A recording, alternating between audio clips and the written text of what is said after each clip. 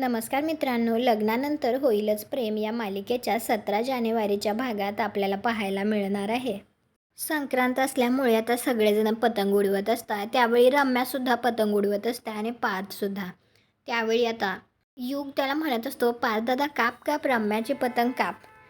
परंतु चुकून आता थोड्याच वेळात रम्याची खरंच पतंग कटली जाते. तर पार्थने तर ती कटलेली नसते, तर तो लगेच विचारतो, रम्याची पतंग कोणी कापली? तर मागे आता काव्यासुद्धा पतंग उडवत असते आणि ती म्हणते मी. आणि काव्या खरंच इतकी सुंदर दिसत असते की पार्थ तिच्याकडेच बघत राहतो. तर काव्या म्हणते, आओ ना फिर. अरे माझ्याकडे नाही, पतंगाकडे बघा ना देशमुख. आणि काव्या आता पार्थजवळ येऊन त्याला डोळासुद्धा मारते. परंतु पार्थकडे बघून तर असं वाटतंय की तो खरंच काव्याला बघून कम्प्लीट फ्लॅट झाला.